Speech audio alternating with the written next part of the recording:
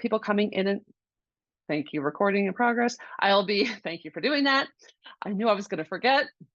Thanks for doing that. So we are recording this, so we'll be posting it later for a few people that weren't making it for the noontime. So again, I'm Laura Lee Oliver. I'm one of the co-founders of Conservation Dog Alliance. So I'm just acting as your host today. I'll be keeping an eye on people coming in and out of the waiting room. Kayla Fratt is also co-hosting. She's right there waving her hand. She'll be monitoring the chat. So if something comes up and you have a burning question, just go ahead and throw it in the chat and she'll be monitoring that. And at the end, Paul Bunker's going to be doing our nice presentation for us, introducing the CDA, a little bit about the founders and what our missions are and our goals. So if you have questions that pop up while that presentation is going on, again, just throw them up in the chat. And I'm going to go ahead and mute myself. And then Paul, whenever you're ready, I will hand it off to you. Thank you. Hopefully you can all hear me okay. I appreciate this opportunity, as we all do, to give you this overview and introduction to the Conservation Dog Alliance. It is a project that's been in the planning and ongoing for around a year, and we're all very excited to introduce you to this new opportunity within the Conservation Dog Network. Despite the growth and progress within the field of conservation detection dogs, many potential project partners have never heard of the capability, surprisingly. Many who have heard of the capability of conservation dogs still need assistance in understanding how, when, why, and if to work with practitioners. The Conservation Dog Alliance strives to assist members with outreach and promotion of the conservation detection dog methodology. Conservation canines are deployed in unique and unusual field situations where oftentimes the targets are not known, in that the way they behave, the way they can conceal themselves, the way they try and evade detection is all new. And therefore, there's no protocols in many of the projects that we find ourselves involved in. Some of the rare and endangered species means that training is limited by regulations, policies, and availability of training samples.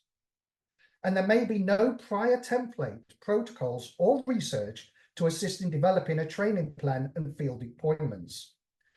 Therefore, a network of experienced and knowledgeable people would be of great benefit within the conservation dog community. And it's fair to say that conservation canines are the fastest and largest growing utilization of working dogs within the detection field. So as an alliance, our goals start with engaging with potential project partners to raise awareness of the potential of conservation detection dogs, to educate potential project partners on how conservation detection dogs can support their project goals, and to engage with potential partners on best practices and ethics within the conservation detection dog methodology. The Alliance has guiding principles, and the first one is respect, communication, and participation, respectful communication and participation. We choose to honor one another, and with kind feedback and useful observations rather than vague judgments. Build bridges and not barriers. We welcome newcomers and enthusiastically nurture their growth, and we will work to avoid creating barriers for people of diverse backgrounds and perspectives. Curiosity, growth, and education.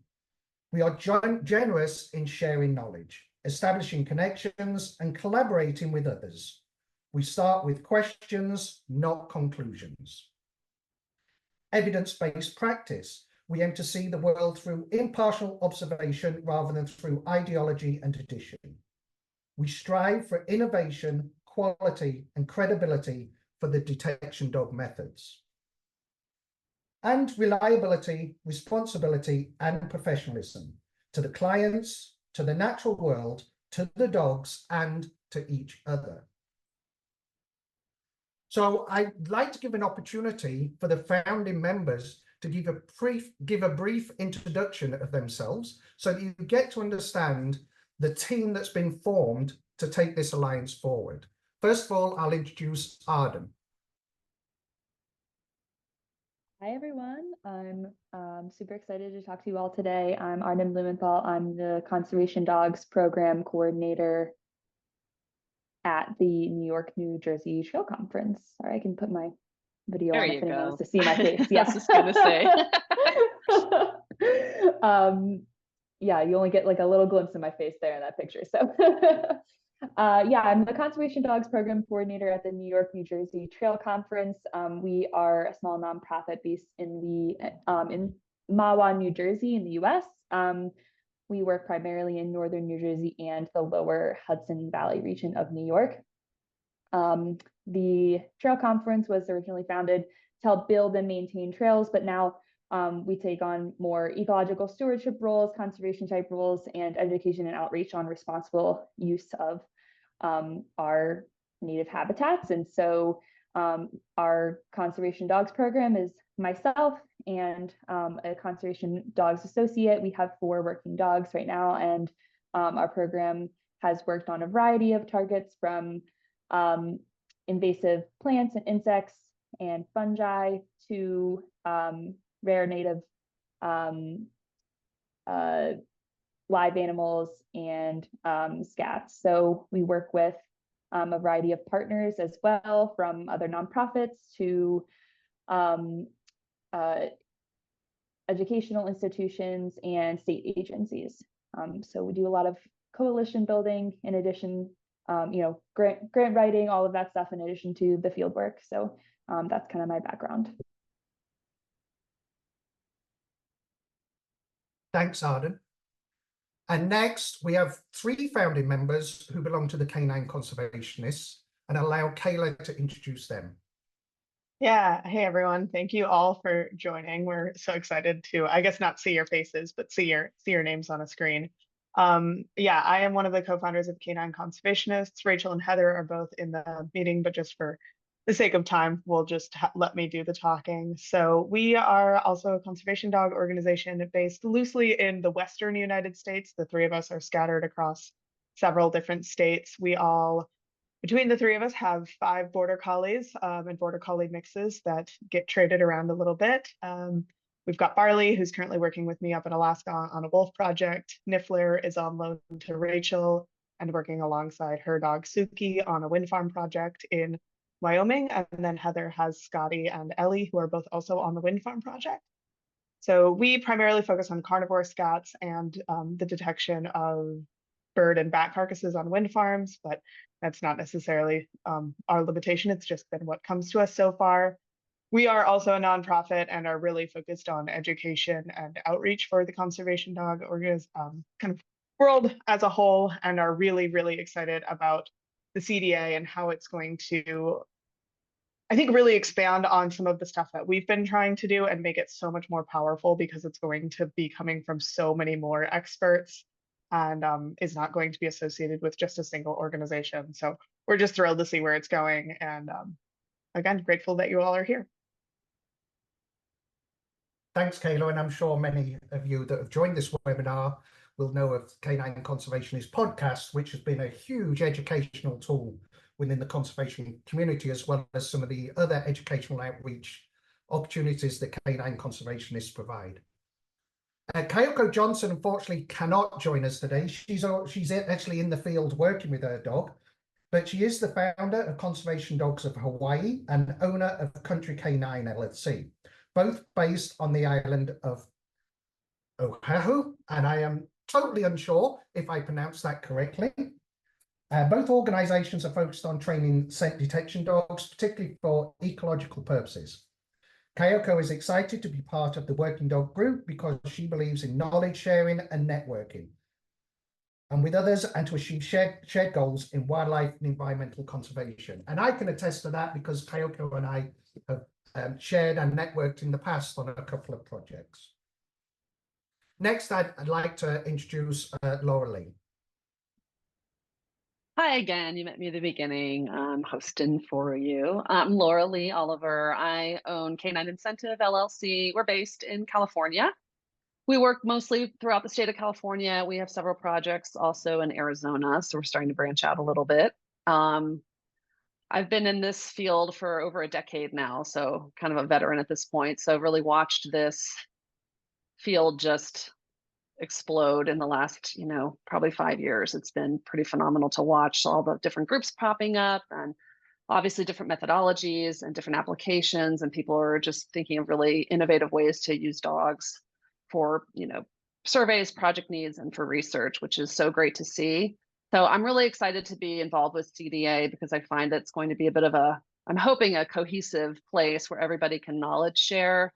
When I started out 10 years ago, there was really nothing like this. Everyone was kind of doing their own thing and really a lot of trial by error learning as you go, because really there was nowhere to go and study to be a, canine ecologist. So if you were fortunate to get mentored or, throw yourself at the mercy of someone as a volunteer to get that practical experience, it helped me a lot coming from a behavior background. I have 20 years of experience working in shelters. So I came in this very much as a dog trainer and a behaviorist, very, very new to the biology field. I do not have a degree in biology, so I've had to learn a lot of that on the fly. And like I said, I was very fortunate to be mentored through that. So I just kind of sucked it up like a sponge. So back then it was hard. It's getting a little bit more accessible now. So I'm hoping that through CDA will be, a knowledge base, a place where people can come and sort of soak up knowledge from people that have been doing this for a minute. And, there's that whole idea of not remaking the wheel. If you're taking on a new project, there's probably someone that's done something like it prior to you that you can take that knowledge and move it forward. And we really want to be there to support each other and be an inclusive environment. And my other thing that I'm really excited about through CDA is client education. I know that in my work, I do a lot of educating clients on, how dogs actually are deployed, trained, what to expect. Just there's a lot of misunderstanding about how dogs work, what their limitations might be, and what they're excellent at. So hoping this can be another avenue for clients to educate themselves as well, not only us as practitioners, but the people that are hiring us. So real happy to be here. And thank you so much for everyone who has come today. It's really great to see this nice list of people. So awesome. Thanks, Laurie. Next, we have Lauren Wendt. Hi, everybody. Thank you for being here and your interest in the Conservation Dog Alliance. So I'm Lauren Wendt. I'm owner of Momentum Canine LLC. I've been in the conservation dog world for about 8 years now. I started out in the gun dog world and had a degree in wildlife management. And then I was a wildlife police officer for 11 years. And during that time, I started detection program for Washington State Fish and Wildlife Police, where I was a handler there, focusing on international wildlife trafficking. And as you can see, I'm there with a dog searching in a port for all sorts of illegal wildlife products. So I kind of have background in the law enforcement side of things, but I've also been a handler and trainer for more conservation focused projects. And then, so I've been doing the conservation stuff specifically for the last, 7 or so years. I'm just super excited. I echo everything everyone else has already said, but just to kind of have a central hub where we can all come together, share information, share resources, and support one another to just continue to progress this amazing field that we're all lucky enough to be working in. Thanks, Lauren. And Lindsay? Hi, everybody. I'm Lindsay Ware. I'm the founder of Science Dogs of New England. We are based in Maine and do a lot of our work in Maine, but also work throughout New England and the Northeast United States area. We have 4 working dogs currently. 2 are scent detection specialists and 2 are conservation tracking specialists. And I'm just really excited to be a part of the CDA and see all you here. Excited to learn more about what we're going to be doing together. Thank you, Lindsay. Megan holds a PhD in conservation science in ecology and has over 15 years of experience as a research scientist, specializing in applied quantitative ecology for threatened species conservation. She's also a certified professional dog trainer with the IMDT, Fear-Free trainer and PPG member. Meg works with her 3 working line Labradors, Dallas, Evie and Merlin, in remote environments, specializing in threatened species projects to help understand and conserve them. Morgan, a dedicated conservation detection dog handler with a background in social work. Her journey began on a ranch where she learned the importance of nature and conservation. Since 2019, she's worked full-time with her canine partner, Jessie, specializing in surveying wind farms for bird and bat fatalities. And that brings the founding members to myself. I'm Paul Bunker, as I introduced at the start. I'm the founder and principal of Chiron Canine, a canine consulting and training company, and I'm based in San Antonio, Texas. Chiron Canine is focused on detection, specifically in conservation and environmental field, and we support academic, government, commercial detection research, as well as applied utilization and integration of detection teams in field surveys. So as members, what are the benefits in joining the Alliance? Well, I want to give an overview again of some of the benefits, and these are not set in ink or set in stone, because as obviously the Alliance grows and we have lessons learned, these may expand even further than our projections at this point. But as a team, we would like to start by offering virtual meetups where members of regional and taxoeconomical discussion groups will be able to set up video chats to brainstorm and have discussions. A Conservation Dog Alliance membership is all about sharing knowledge, as we've stressed throughout this presentation, establishing connections and collaborating with others. Another benefit is going to be discussion groups, and the Alliance members will get access to inclusive and friendly online communities of like-minded folks with whom you can share experiences and ask questions about dog training, vetting clients, running a business, and much more. Suggestions are monthly Skillshare Zoom meetings, a Facebook discussion group, WhatsApp discussion group, and targeted Slack discussion groups broken out by region or taxonomy.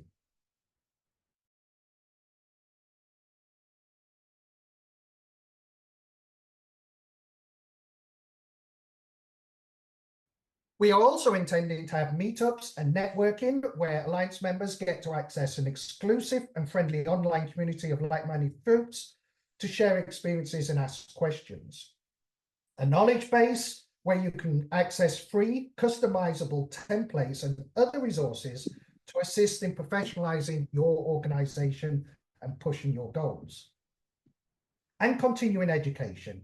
Members will have access to educational opportunities such as skills learns, Zooms, webinars, and a variety of topics, one-on-one mentorship with experienced professionals. Regularly updated list of relevant third-party webinars, workshops, and conferences. One-on-one mentorship with experienced professionals will be in the planning for the future, as well as CDA hosted conferences and symposiums. So that has provided an overview of our aims and goals. And at this point, we'd like to take any questions that people may have. I did have 2 questions that came through on Instagram that I can bring up. Great. So one is from Natasha Underwood, who I believe is here now, asking just for some clarification on the international side of the group. Is it worth joining if you're not based in the Americas? And what are some of our time zone plans?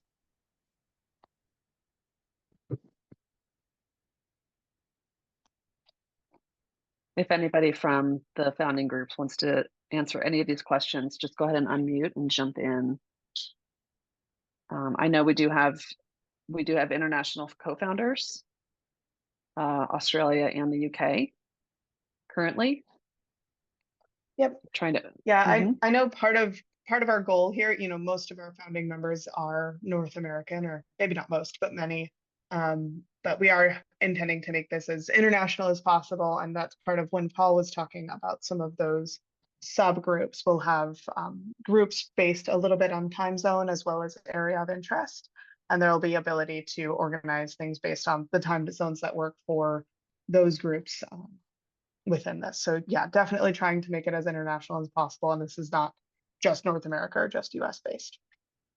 I also just want to add real quick that the founding members are just that. Like, we are not the we're not the end all be all of the Conservation Dog Alliance. Like, the alliance is really made up of the members that join, right? So to some extent, Natasha, like, if you build it, they will come. We don't know how many. Like, it is worth it to join as an international member, especially if you know that you have colleagues, friends that are in the same time zone as you. Like, if everyone joins, you will have plenty of folks in your. Where's your ball? Oh, Get Chris. your ball. Chris, can you mute yourself real quick? Oh, there you go. Okay. If you, that's like the most that checks out is the the only interruption that we will abide by is telling your dog to get your ball in this webinar. Yeah, so yeah, like I was saying, to an extent, if you build it, they will come. It's about community participation. So it is open to people all over the world. And if you are populating a breakout session group, that feel free to take a leadership role in that and organize more times to get together. So I hope that is encouraging. Yeah, and then the next question I've got is from Ludar Animal Behavior, asking about sliding scales of payment and kind of the cost of membership to make sure that we're maintaining accessibility goals.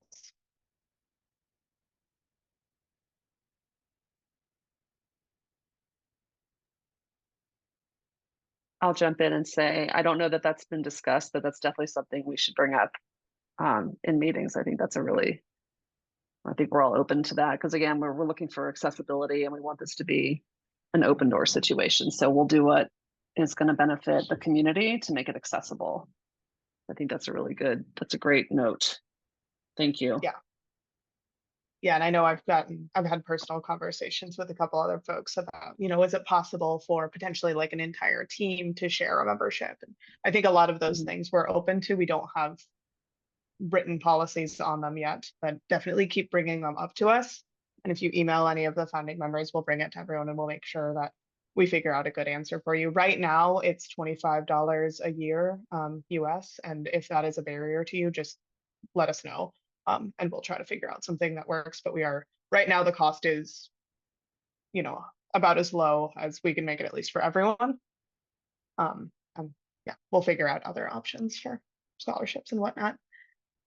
So then next up, Amber is asking, is this a group only for those established in the field, or is it welcome to those who are new in the field and looking for education and training? And then Ellie asks a very similar question. Is it appropriate for folks who are interested in conservation, but not necessarily working as such yet? I think, Kayla, that kind of hits your wheelhouse, doesn't it? Yeah, I would say, yeah, definitely. We want like this, that is part of what this is for. I think to some degree, this is where there are some definitions between like Conservation Dog Alliance and what Canine Conservationists offered. So the Conservation Dog Alliance is going to be really good for networking for people who aren't yet in the field. But if you're looking for more kind of like formal education, we don't have that built out yet. So that would be something where, looking at the Canine Conservationist podcast or our course would probably be a better way to get like that comprehensive education. Although one of the things that we're really excited about as far as the Conservation Dog Alliance is our course is primarily online right now, or exclusively online. So you get a really good theoretical foundation. It's a great place to get started for that. But within the Conservation Dog Alliance would be a much better place to maybe try to connect with someone who's in your region or in your area of taxonomic interest and get more formal mentoring to kind of take you from, level A of, theoretical education up to that next level. So it's filling in a lot of gaps that the Canine Conservationist doesn't yet offer. And I think hopefully we'll continue to have some amount of division there, because we don't want this to just be advertising for our course either. So yeah, but definitely, it's definitely worth it as far as the networking and some of the templates and just reading through the stuff that we have in our resource library. All of those are going to be helpful as you kind of progress up in your knowledge base. I'll jump in on that a little too, just to bookend on that. I think the CDA, I think one of our, especially established goals, is a bit of like connecting people with mentorship, because like I mentioned, when I first started out, it was so like you really had to hoof it to find somebody to study with. So I think having just a place where you can go and say, you know, I'm new to this. I need help. I did this course. I've got some foundation, but I need more one-on-one training. You know, I'm in California. Okay, great. We'll hook you up with me. Or we're over on the East Coast. Great. Let's find you somebody that might need an intern or may be looking for a beginner team, especially if like you have a dog or if you don't. So I think it's a great networking tool, and finding the right fit for that person to get them integrated and to get, you know, obviously our goal is to have strong education. We want people to continue the science well, right? We want to make sure everyone's empowered with the knowledge and understanding of how to do this well, so that you're not only successful, but that the program that you're in is successful. So All right. So then our next question that we're going to tackle is from Daniel. I'm so used to saying Danielle in Spanish. Would there be opportunities to join discussion groups hosted by regional groups other than the one you may fall under? So for example, as an Ontario, Canada resident, they would be falling within the Eastern region group, but if they wanted to join in on a Western discussion group as well, is that possible? I would say totally. We're like, the more people who want to jump in, the merrier. I know we've got a couple of different opportunities for how we're figuring out how to join these groups. Like I've already signed myself up for the Africa discussion groups, because I've done a little bit of work in Africa and would love to do more and love just keeping up to date on it. So I think as far as right now, we don't have any plans to say like this subgroup is closed off in a particular way. You can come to as many or as few as you want. There may be some limitations based on what your time zone is and whether or not you can actually make it, but we're not going to say that you're not allowed. And then Joanna asked, do you plan on any certification or standard for conservation dog handlers?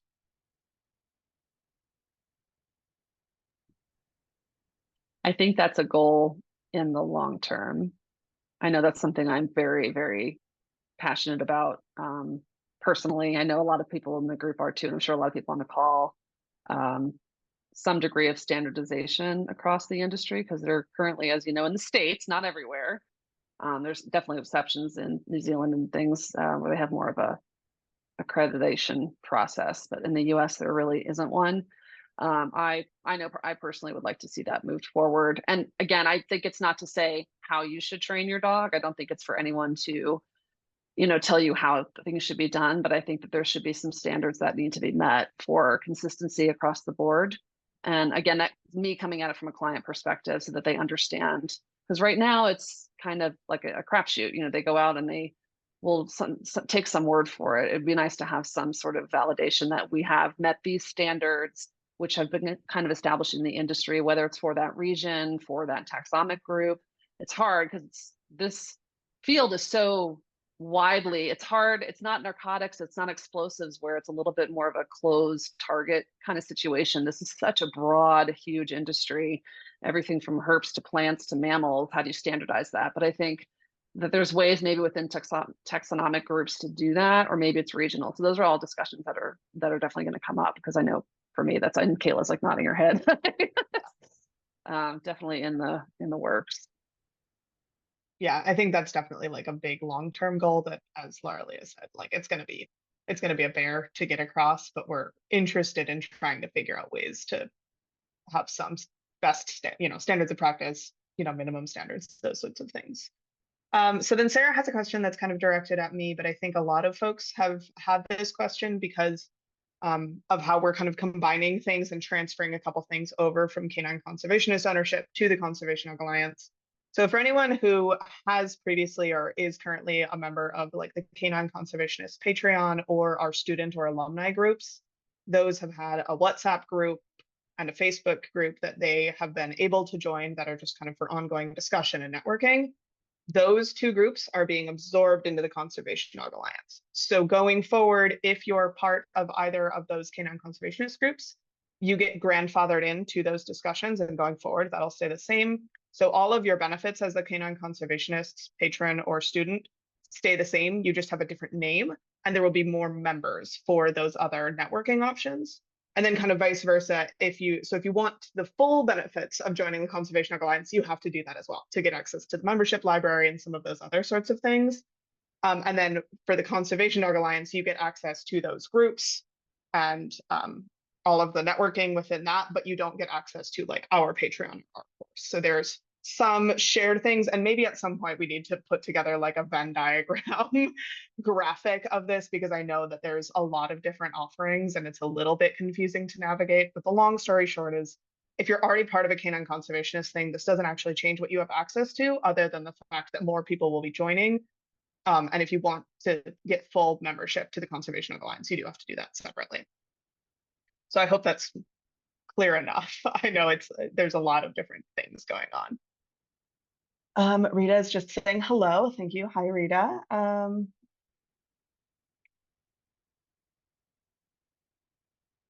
then we've got a couple of questions. So Daniel, your question, and then Chris had a question earlier that I think are going to be a little bit better suited to just kind of going back and forth on more directly. They're a little bit less overall covering the Conservation Dog Alliance. So Daniel and Chris, if you want to just message me, they actually are both very well suited to a Skillshare topic. So you can put them in the hopper for that.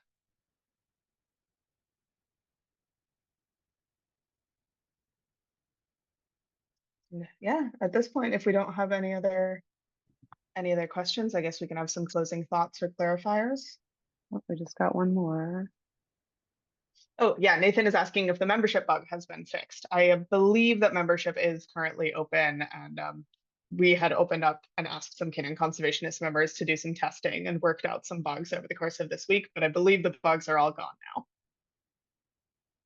So Katie, this is a really nice question. So Katie is asking, how did we all come together and choose founding members? Arden, you were in on kind of the ground level. Do you want to hop in on that? Try. It's been a while, so I think, like we briefly mentioned, we've been this has been in the works for over a year now. And Kayla, I believe you had come to me, and as well as Kyoko and Morgan, or maybe it was originally just me and Morgan. And I think, yeah, I think potentially that was just folks that Kayla knew that were, kind of on the same wavelength as her, as wanting more opportunities to, we're also seeking mentorship. We're trying to grow as conservation detection dog handlers. We're very social. Like, I'm obviously kind of, on the extrovert spectrum, like not as far as Kayla in that on that end, but definitely was putting myself out there.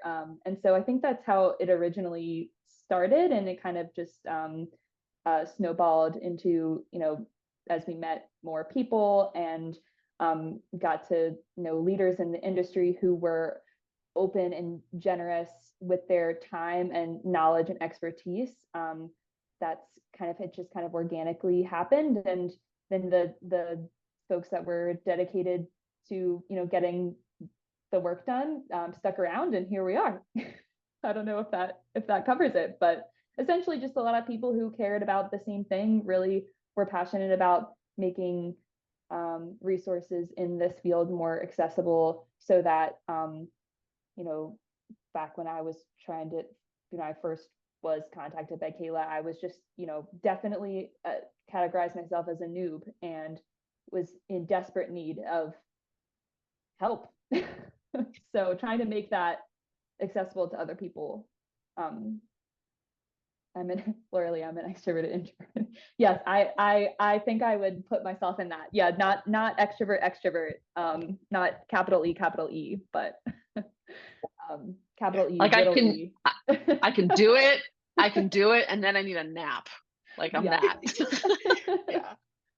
Yeah, no, I think Arden, you're totally right on. Like it was there, I feel like there was a point where Morgan had reached out and asked me about it. And I think she came to me because of the podcasting and because like I had that network. And then we just had all of these separate group chats. Like you and me and Lindsay had one going for a while. And then I was talking to Kyoko separately for a while. And Lauren and I are always chatting. And there was all sorts of other cross connections within that. Like Laura Leah, you were brought in by Kyoko. And at some point we were just kind of like, all right, let's like all get this together and like start building a website and figuring out what this actually means. But it was kind of an organic coalescing of a lot of little group chats and a lot of, I message Lindsay every so often with the dumb tracking question. And, uh, at some point we realized that we could just formalize this. Joanna's got another good question. So she's asking if there is a list or map of members, which will make it easier to form time zone groups. We have a couple ideas for how this is going to go. So ultimately, when you join the CDA, you will then need to go ahead and sign up there's an email list, which will then send you emails with like the Zoom links and the times and the topics for all of the different meetings. And then there is also going to be a Slack group. So you will want to join both of those once you join. And that should be relatively obvious as you sign up and then go through into the member page. You'll be able to do that relatively easily. Within the Slack group, there are then channels that you can join for different groups. So you don't necessarily have to like formally apply to join a group or anything like that. You can just be like, click, click, click, click, click. These are the things I'm interested in. You could sign up for all of them if you want right now and then unsubscribe later. You could sign up for one right now and then join more as you get more interested, whichever way works for you. And that the time zone groups, like we currently have Africa and Europe combined into one time zone, one group because of the time zones. And ultimately we may want to have like other options for that because some of the conservation needs and goals are different between those two continents, obviously. But that's currently how it's set up. We also do have a map that we are working on that we will make sure that those links get sent out as well, where you basically will fill out a Google form with a little bit of locational data, and then it is a visual thing that then you can zoom in and see where people are physically located. We've been working on this for a while for canine conservationists, and it's again one of the things that's just getting absorbed into the larger Conservation Dog Alliance because honestly, Heather and Rachel and I are sick of managing all of these things alone, and we weren't doing a great job of it. So the Conservation Dog Alliance is going to do a much better job handling those sorts of things. And that map is going to be kind of the physical option or visual option, which I know I've referenced a couple times if I'm on a road trip and I'm like passing through the Great Plains or something, and I want to do a quick check to see if anybody's around and we could meet up for a beer or something. So a couple different options. And also, again, like we've been saying, like this is all going to ultimately be built by all of the members. Think of this more like a union or again, an alliance. This is not like a top-down thing. So if there's something that we haven't done yet, or we're doing a bad job of, or we haven't thought of at all, bring it up to us. And particularly, especially if you're willing to say, hey, I think I can figure out how to do this, and I have a couple hours to dedicate towards it. Like this is going to be awesome based on what you all are able to continue bringing to it and keep this ball rolling. Yeah. So if it doesn't exist yet, like it doesn't mean that we don't want it to exist. We just need the ideas and we need the bandwidth, and the more help we can get from everyone, the better.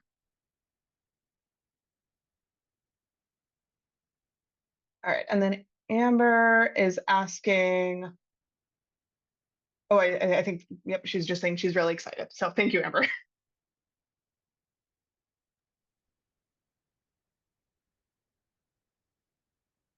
Right, Yeah, is there Kayla, anything? Go I ahead. I just wanted to say thank you for bringing that up. I was going to also reiterate that make sure I reiterated that before we close, is that like this is an alliance made up of members. We are just the founding members. We are not the only members, hopefully, once you guys join. So the experience will really be made by you all. It is what we make of it. And I think that it really could grow in so much larger, so many different directions. And if there's something that, yeah, like Kayla said, that you're seeing that we're missing, that we're not doing well, that you want to raise your hand for, by all means, welcome aboard.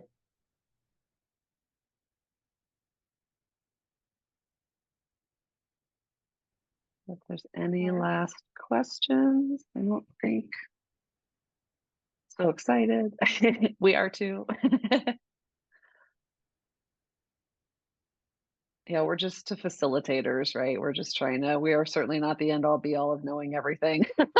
Nobody is. So yeah, just to echo, what Arden's saying, I think it's, again, we chose the word alliance was chosen for a reason. We want to knowledge share, and it's a very much a membership situation where we can all sort of lean on each other a little bit. So we're just here Yeah, to and I help don't think facilitate. we're planning on there being like a differentiation between the Yeah. founders and everyone else Yeah. going forward. Yeah. Like when you get into Slack, you'll see that there are some locked channels that you can't join. If you want to join the website channel because you are really stoked about web design, like by all means, we would love to have you in there. We've just kind of locked some of those that are really technical and boring, or we're like sharing passwords back and forth and those sorts of things. Again, it's not because there's like a hierarchy of like the founding members get to sit on the golden thrones at all of our future meetings and you all have to sit on the floor. Like that is not the situation. Wait, I don't get a golden throne. Why am I doing this? I mean, I wouldn't say no, as long as it's comfortable. Kyoko would love website help. I'm sure she's in there going, yes, please. Anyone? It's a bear. I don't know how she does it. All of you. Yeah. I tried to Cool. grab photos the other day and I was like, wait, what? This is the simplest task and I still struggled. So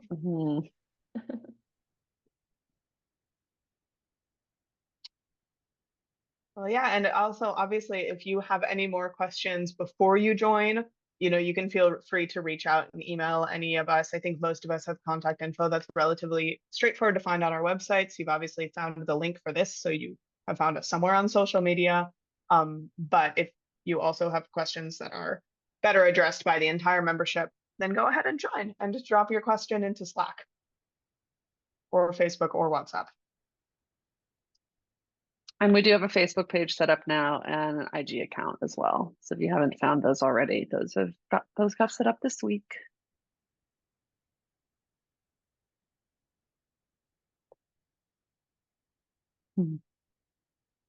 Cool. Well, if that's the end of our questions, good. What is Slack? Great question. Slack it's like think like a WhatsApp group or any other kind of like old server even, or like it kind of can function similar to like a subreddit or any of these other online servers. So it's basically an app that you can download for your phone or your computer, and there will be the Conservation Dog Alliance community that you join. So that's what you'll get the link for when you sign up and pay. And then there are subgroups within that. So they're called channels.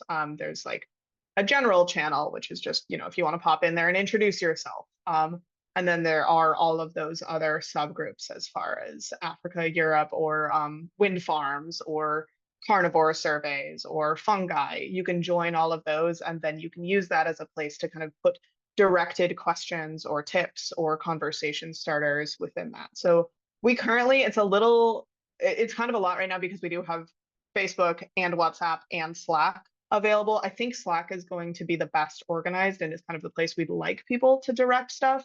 But then Facebook is still kind of the best for sharing photos and doing some of the other more visual stuff. And then WhatsApp, we're aware, is kind of the best for a lot of our international folks because that's already what they use for a lot of their messaging. So it's a little bit much, but you can join as many or as few of those channels as you would like.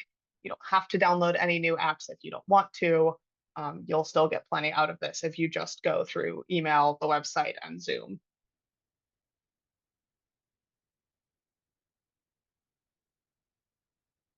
And yes, this recording, so we've got a YouTube channel Lurley was about to tell us about, I think. And this will end up on the YouTube channel and we'll share that link around.